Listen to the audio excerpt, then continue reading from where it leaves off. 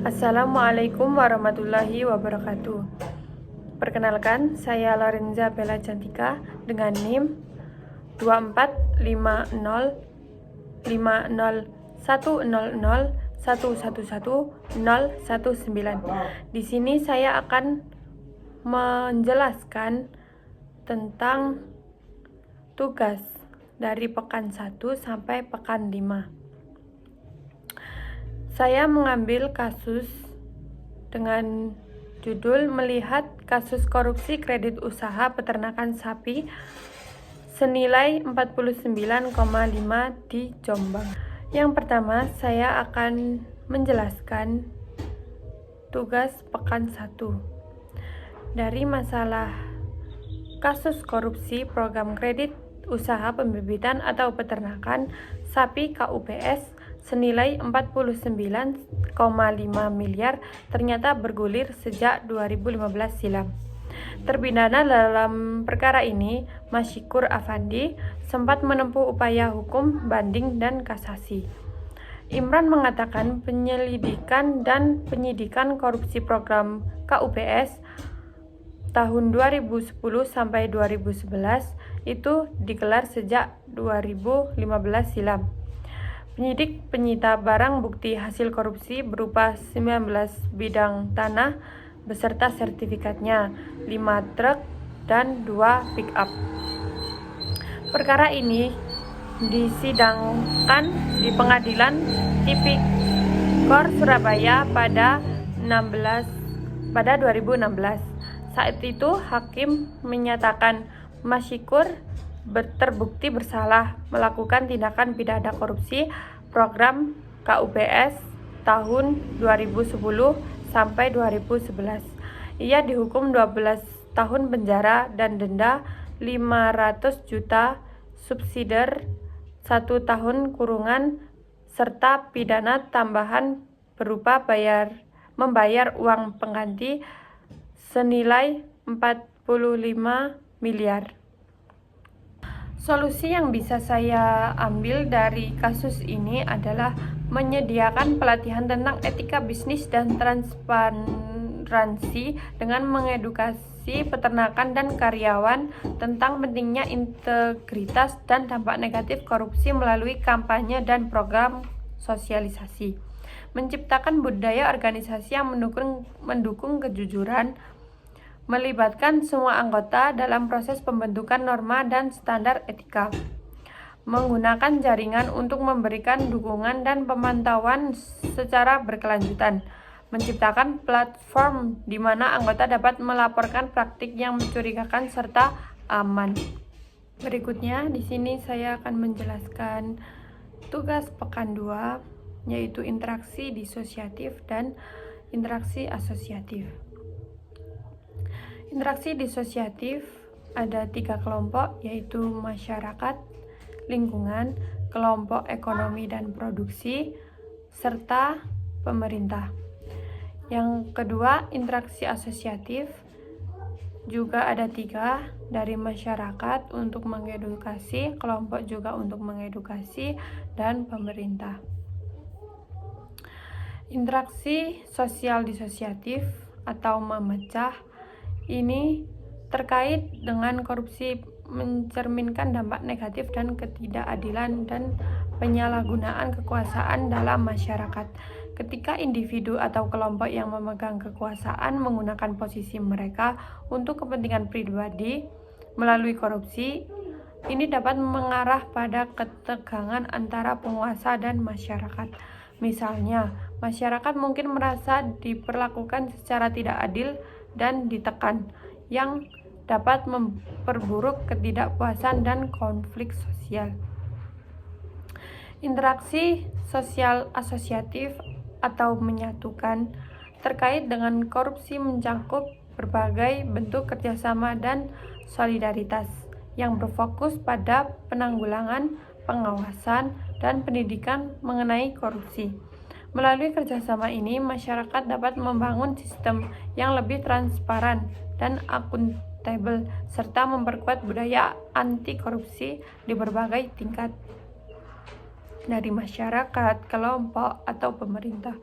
Masyarakat atau kelompok dan pemerintah dapat bekerja sama untuk mengedukasi publik mengenai dampak korupsi dan cara melaporkan praktik korupsi tersebut. Program-program ini sering melibatkan seminar, lokakarya, dan pelatihan yang melibatkan berbagai pihak seperti lembaga pendidikan, pemerintahan, dan komunitas. Kepolisian juga wajib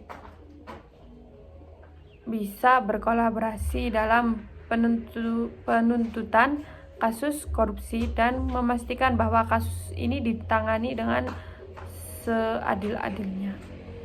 Selanjutnya, di tugas pekan 3, yaitu menganalisis tipe pihak-pihak yang berinteraksi seperti kelompok dan pemerintahan.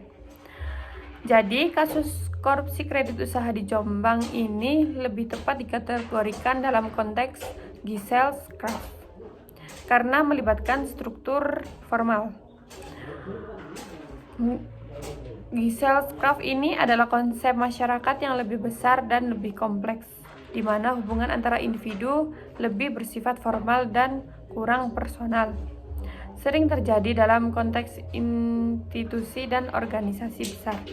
Konflik kasus korupsi kredit usaha melibatkan interaksi antara individu dan institusi, misalnya bank dan lembaga keuangan, dalam konteks yang lebih birokratis dan terstruktur. Karena kasus ini melibatkan praktik korupsi dalam konteks administrasi dan bisnis.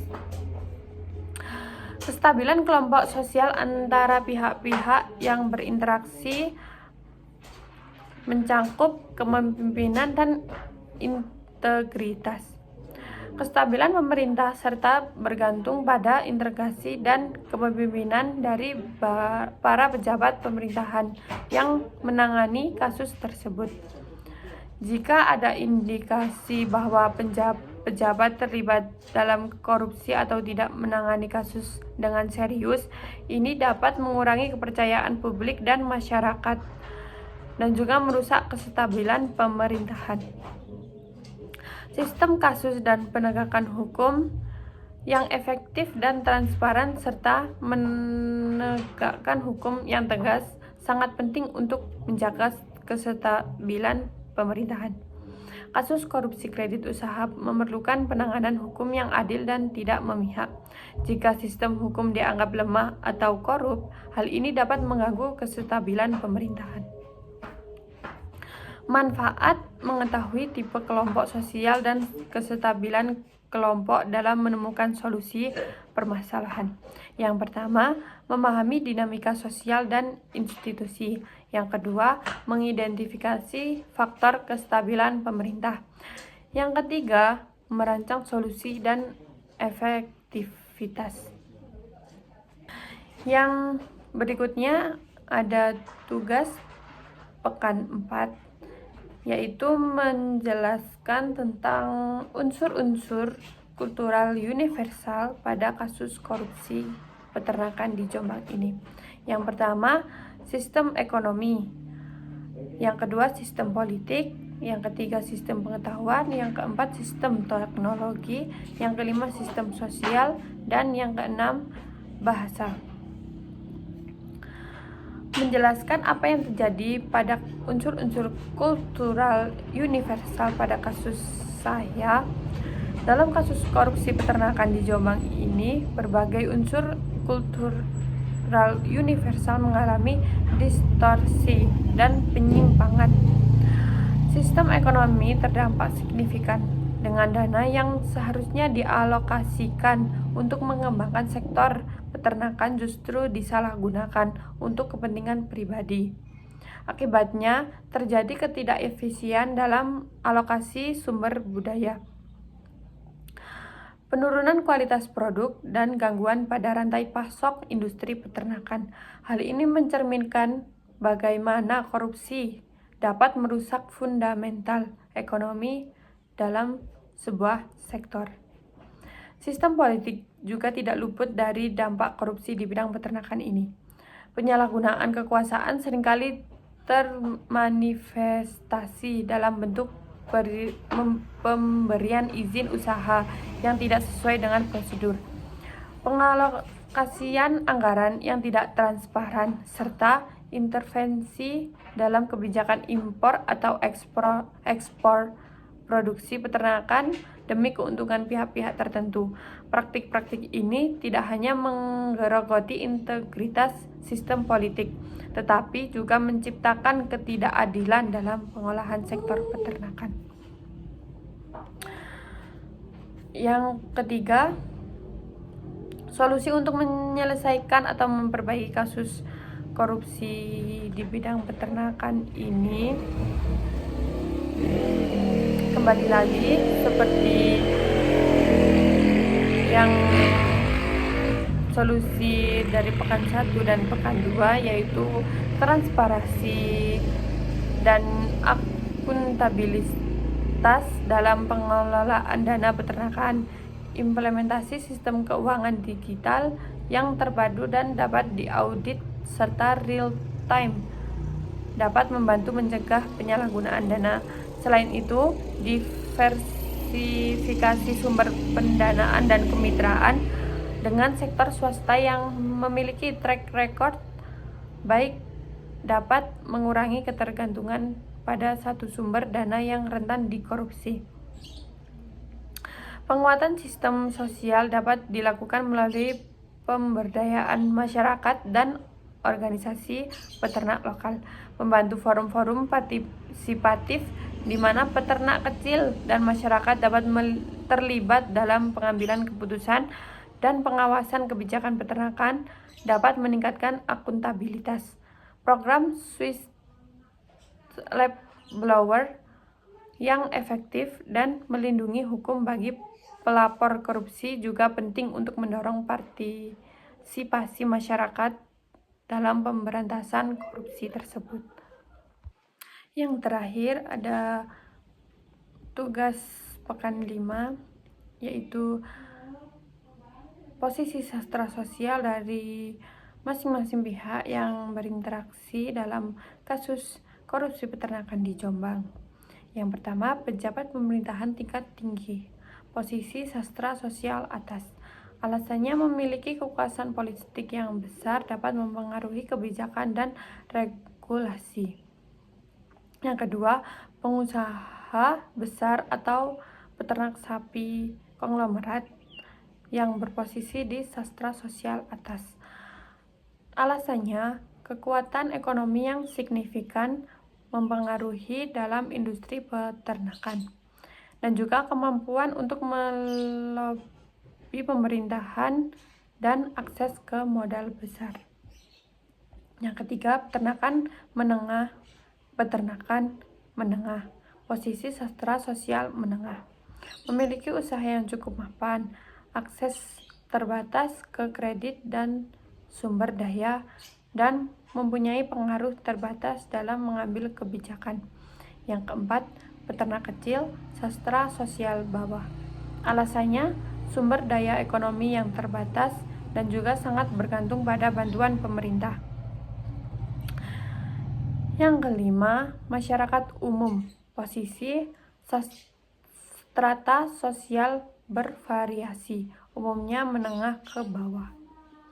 Alasannya adalah berpihak yang paling terdampak oleh kebijakan tersebut, akses minimal ke pengambilan keputusan, dan juga sering menjadi korban dari praktik korupsi yang ada di kasus ini yang kita bahas. Ada pula social mobility yang bisa saya temukan dalam kasus peternakan ini, yaitu mobilitas sosial naik. Seperti peternak kecil menengah. Beberapa peternak kecil yang berhasil memanfaatkan program KUPS dengan benar mungkin bisa mengembangkan usaha mereka dan naik ke kelas peternakan menengah. Mereka bisa meningkatkan skala usaha, pendapatan, dan status sosial dalam komunitas. Yang kedua, pegawai negeri yang terlibat dalam korupsi. Oknum pegawai negeri yang terlibat dalam praktik korupsi mungkin bisa meningkatkan kekayaan pribadi mereka secara signifikan. Secara finansial, mereka bisa naik kelas meskipun secara yang digunakan tidak etis dan ilegal. Yang kedua, mobilitas sosial turun. Ini mencangkup pejabat yang tertangkap, pejabat tinggi, atau pengusaha besar yang terlibat dan tertangkap dalam kasus korupsi. KUPS akan mengalami penurunan status sosial yang drastis.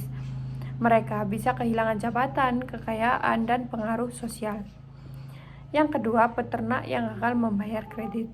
Peternak yang mengambil kredit KUPS tetapi gagal mengelolanya dengan baik bisa mengalami kebangkrutan. Mereka mungkin terjebak hutang dan mengalami penurunan status ekonomi dan sosial. Berikut yang bisa saya sampaikan dari tugas pekan 1 sampai pekan 5. Bila ada salah kata dan perbuatan, saya mohon maaf.